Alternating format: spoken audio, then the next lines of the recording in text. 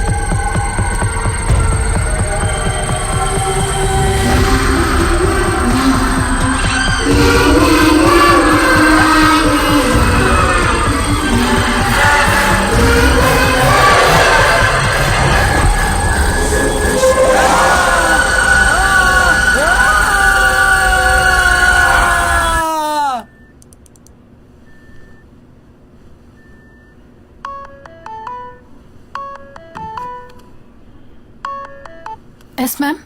Hello శిఖా, నీకు అప్పచెప్పిన పని ఏమైంది? What's the update? Ma'am, Sam పిల్లలవి post mortem reports cross check చేస్తున్నాడు. ఓకే. నిన్న నువ్వు శామ్తో పాటు ఆ రిజర్వాయర్కి వెళ్ళావా? మ్యామ్, అది మేము ఒక టూర్కి వెళ్ళాం. Look, do your personal things in your own time. ఆ రిపోర్ట్స్ ఫైనల్ అవ్వగానే నాకు పంపు. ష్యూర్. ఓకే. ఎవరి ఫోన్లో? ఇది నా పర్సనల్ కాల్. పర్సనల్ కాల్స్ అన్ని ఆఫీస్ టైం అయిన తర్వాత తీసుకో.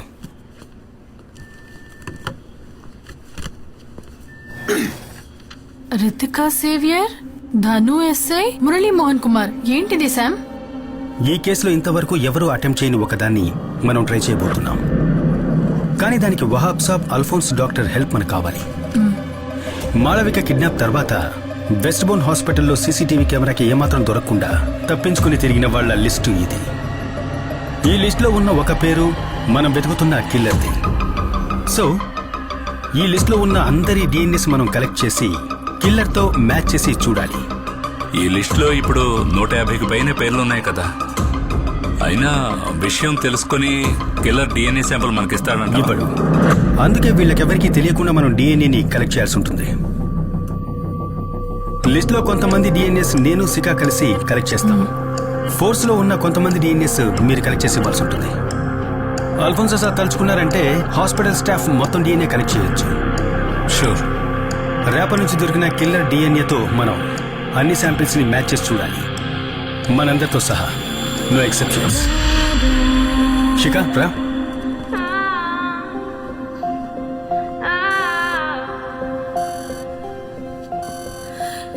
ఇక ఈ లిస్ట్ లో ఉన్న బ్యాలెన్స్ శాంపిల్స్ ని కలెక్ట్ చేయాలి, కిల్లర్ డిఎన్ఏ మనకు దొరికే వరకు.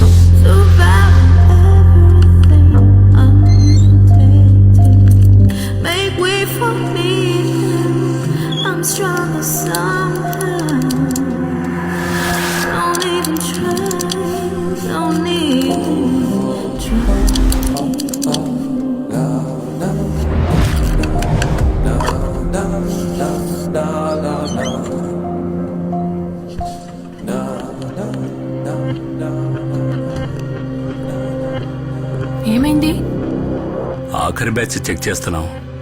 ఇప్పటి వరకు ఏది మ్యాచ్ కాలేదు. ఓకే.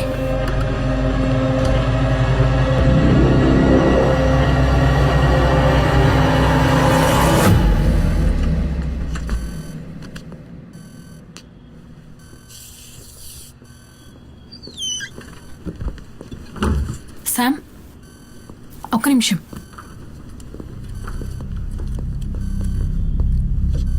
రాష్ట్రంలో సంచలనం సృష్టించిన చిన్నపిల్లల హత్య కేసు అన్వేషణ ఇప్పుడు ఒక కొత్త మలుపుకు తిరుగుతుంది. కొన్ని రోజులకు ముందు సిబిసిఐడి వాళ్ళు రిలీజ్ చేసిన రేఖా చిత్రంలోని ఆ అబ్బాయి ఇప్పుడు ఈ హౌసింగ్ బోర్డు పక్కన ఉన్న చర్చిలో ఉన్నాడని సమాచారం అందింది. ఏసీపీ రితికా సేవియర్ వాళ్ళ టీం ఇక్కడ సంఘటనా స్థలానికి చేరుకున్నారు. మీడియా వాళ్ళెవరిని లోపలికి వెళ్లడానికి పోలీసులు అనుమతించడం లేదు. సంఘటనా స్థలం నుంచి కెమెరామెన్ అయ్యప్పతో లక్ష్మి.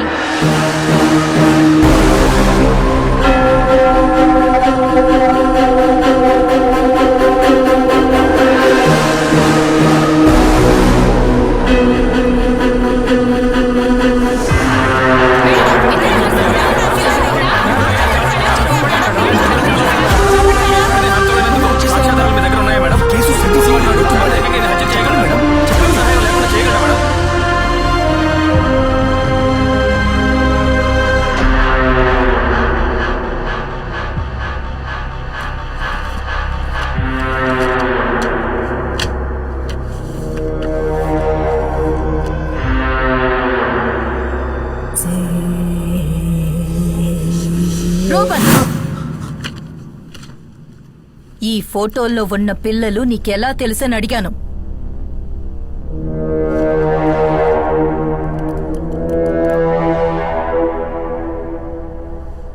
వీళ్ళందరినీ సైతానికి సమర్పించింది నేనే.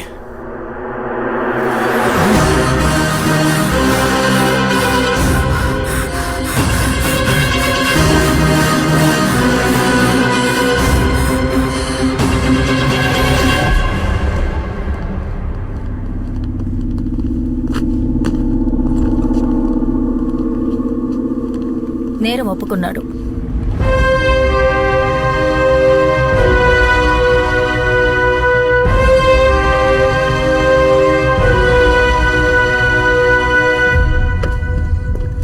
ఎందుకు అర్జెంట్ గా రమ్మన్నావు? ఆ అబ్బాయి కన్ఫెస్ చేసిన వీడియో ఫుటేజ్ ఇది. సైతాన్ వాడి చేత చేయించిన హత్యలే ఇవని వాడు చెప్తున్నాడు. ఆ పోషన్ని గమనించుడు.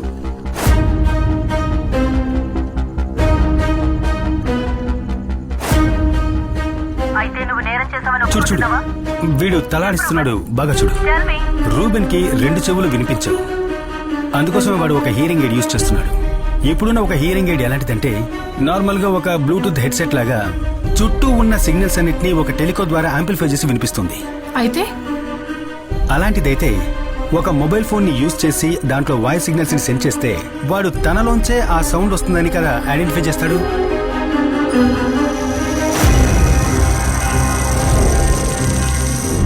పాపల్ని పబ్లిక్ నుంచి కిడ్నాప్ చేసి ఎవరికీ తెలియకుండా తీసుకువెళ్ళడం అనేది ఈ అబ్బాయి ఒక్కడి వల్ల కానే కాదు. వీడిని కంట్రోల్ చేసి ఎవరో ఒక వ్యక్తి వీడి వెనకాలన్నాడు. వీడి తల లోపల వినిపించేటటువంటి ఆ సైతాన్ ఆజ్ఞ ఆ వ్యక్తిది.